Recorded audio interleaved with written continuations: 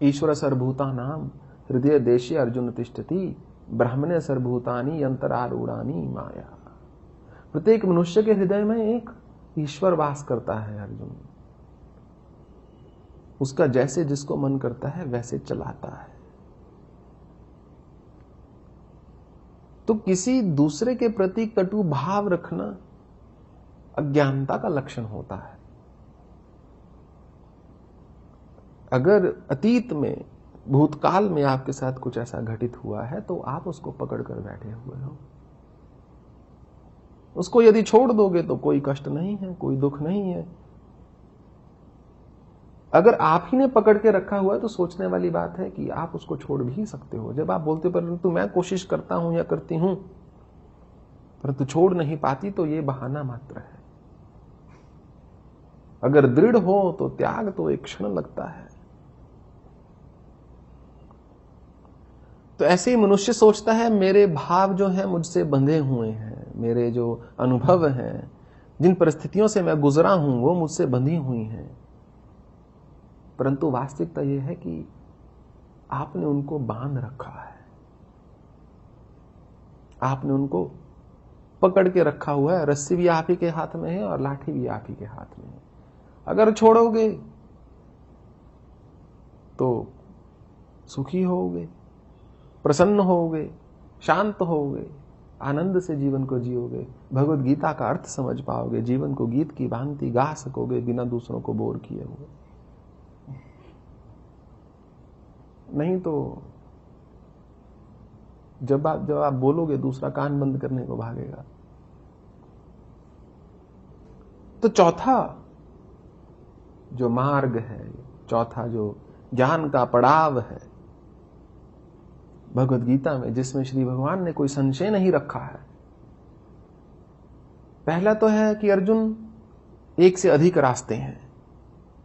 तुम ये मत सोचो कि युद्ध ना करना तुम्हारे हाथ में या वो कोई रास्ता है। मैं तुम्हें जो बता रहा हूं वो तुम करो। दूसरा, कर्म से तुम भाग नहीं सकते। यदि खुशी होकर, प्रसन्न होकर कर लोगे तो आप ही खुश रहोगे। रोकर करना है तो स्कूल तो जाना पड़ेगा बच्चे को, चाहे उसको अच्छा लगे या ना लगे। संसार में आए हैं, जीवन तो जीना पड़ेगा, चाहे किसी भी प्रकार का जीवन हो। और तीसरा कि विचार कर ग्रहण करो जो भी कर रहे हो, चाहे वो किसी के शब्द हो, चाहे वो किसी का भाव हो, चाहे वो किसी के एक्शंस हो, कर्म हो, चाहे वो आपका भोजन हो, चाहे विचार हो, चाहे धर्म हो, चाहे विचारधारा हो। जो भी ग्रहण करना है थोड़ा सोच विचार कर, एक क्षण जरा रुक कर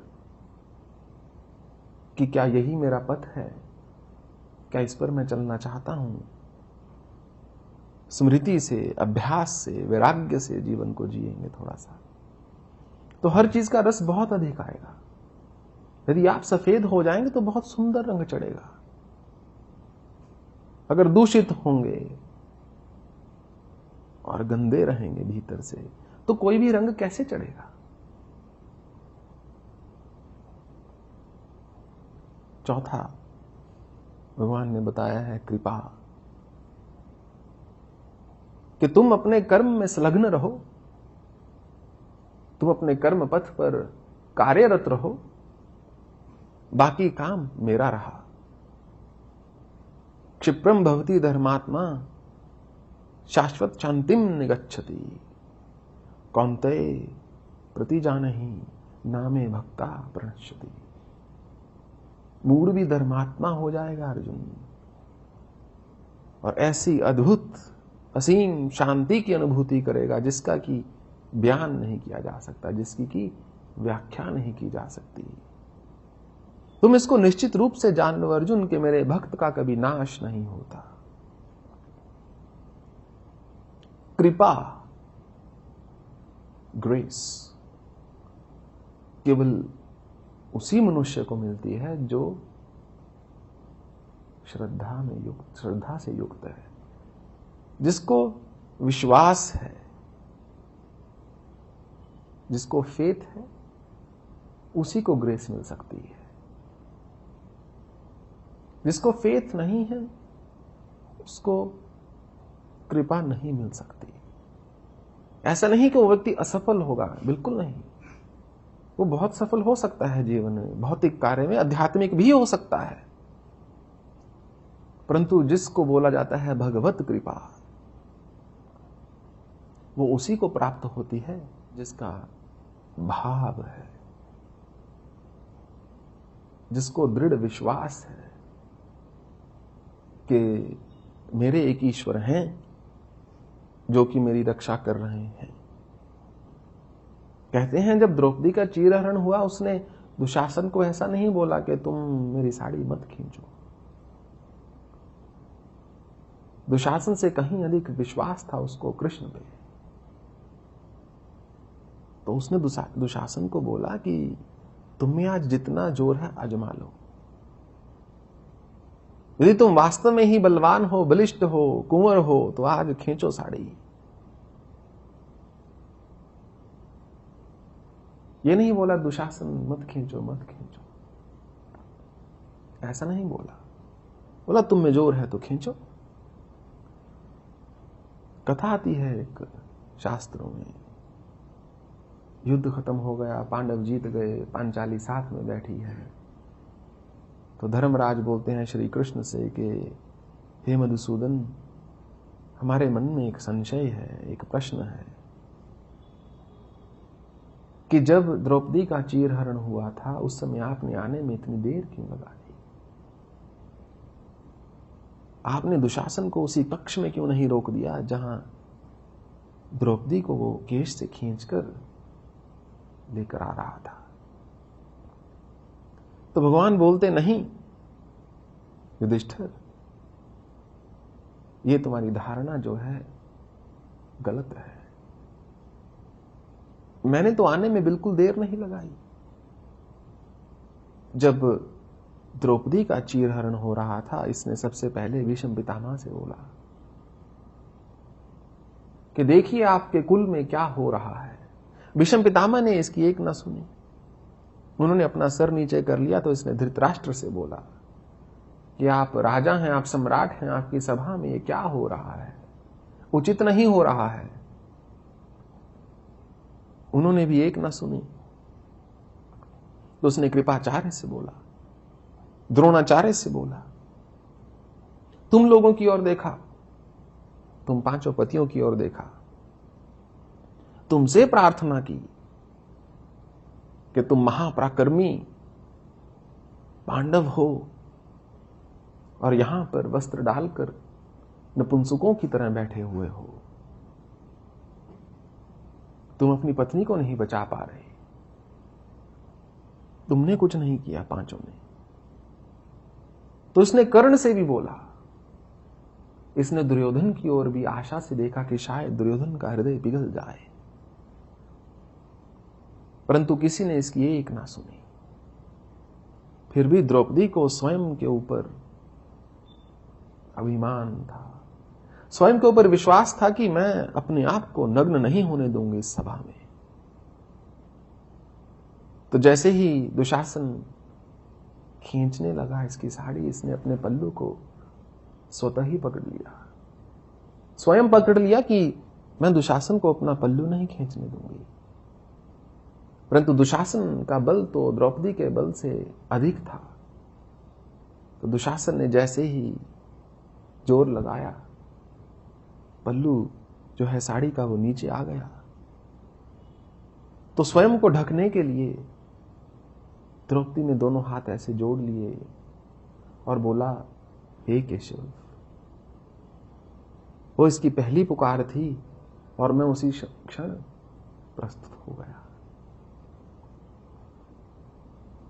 कच्चिदेशुतम पार्थ त्वकाग्रेण चेतसा कच्चिद ज्ञान सम्मोहो प्रणष्टस्थे धनंजय। क्या तुमने एकाग्रता से मेरी बात सुनी धनंजय?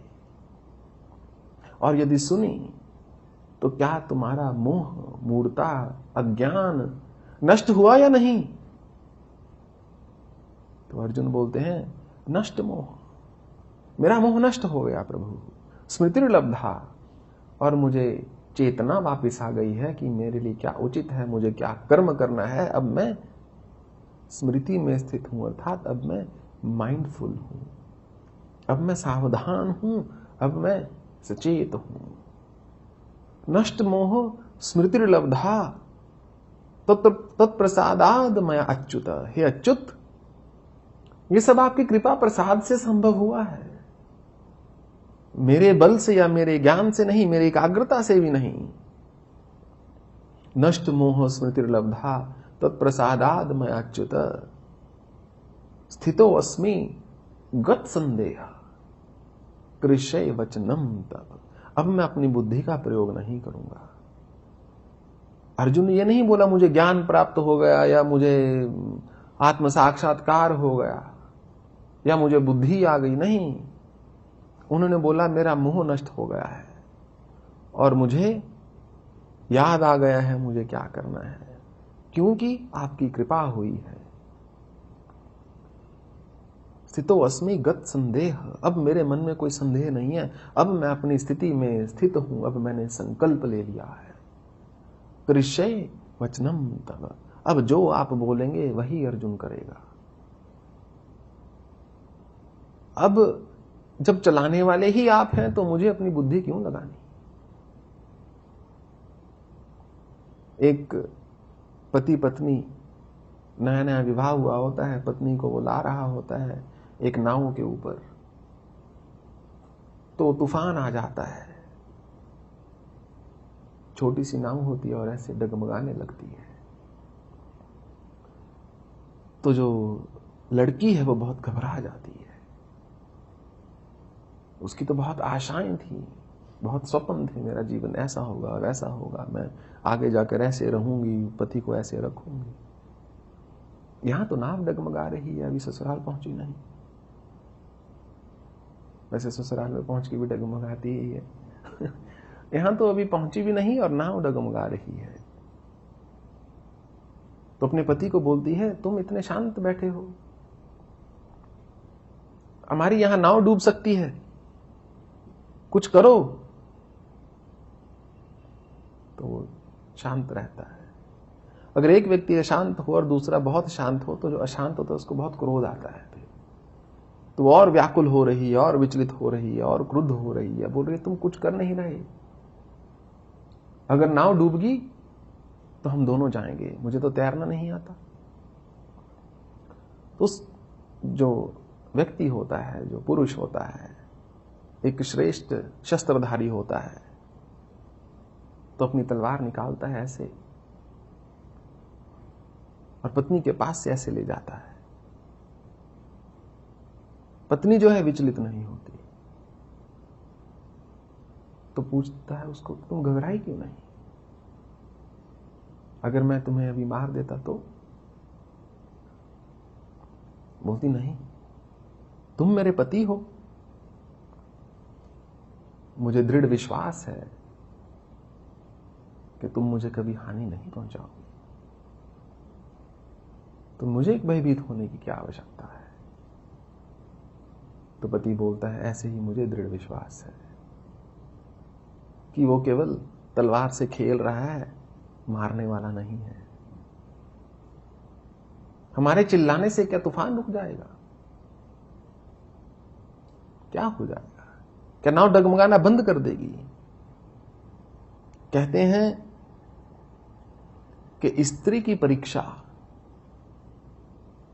परीक्षा हमेशा आपत्ति में होती है। जब परिस्थितियां विपरीत हैं, क्या स्त्री साथ में रह रही है अपने पति के, पुरुष के, उसकी परीक्षा हमेशा विपरीत परिस्थिति में होगी। क्योंकि जो वास्तविक अर्धांगिनी है वो जब आपके जीवन में विपरीत परिस्थिति है हमेशा साथ रहेगी। और पुरुष की परीक्षा संपत्ति में होती है। जब बहुत धन है, जब बहुत सुख है, क्या तब वो अपनी पत्नी को वैसे रखता है प्रेम के साथ? क्या उसके साथ प्रेम से रहता है? क्या उसके साथ संबंध में लॉयल है, वफा से है या नहीं?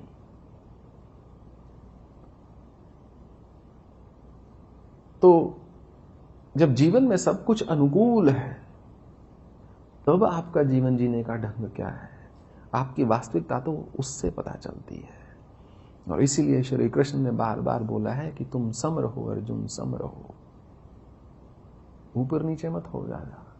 सुख में दुख में, शीत में उष्ण में, मान में अपमान में, शत्रु में मित्र में, पक्ष में विपक्ष में, एक समता के साथ जीवन को जीना सीखो, क्योंकि वही एक सार्थक जीवन होगा। जब सम होगा मनुष्य, जब समता होगी भाव में, मन में, तो अपने आप सही विचार आएंगे। विचार जब सद्विचार हो जाएंगे तो कर्म अपने आप सत्कर्म हो जाएंगे। कर्म यदि सत्कर्म हो जाते हैं तो सब परिणाम जो हैं वो उत्तम हो जाएंगे। जीवन में आधा दुख तो वैसे ही चला जाएगा। व्यास प्रसादा श्रुत्वान एतद् गुह्यम् अहम् परम योगम योगेश्वरात् कृष्णात् साक्षात् कथ्यतः स्वयं। संजय बोल रहे हैं धृतराष्ट्र से कि हमको महर्षि वेद व्यास का जन्म जन्म तक कृतार्थ होना चाहिए, आभारी होना चाहिए, क्योंकि उन्हीं के कृपा प्रसाद से हमको आज वो गोपनीय ज्ञान सुनने को मिला है जो किसी और ने नहीं, स्वयं श्री कृष्ण ने दिया है हमारे कल्याण के लिए।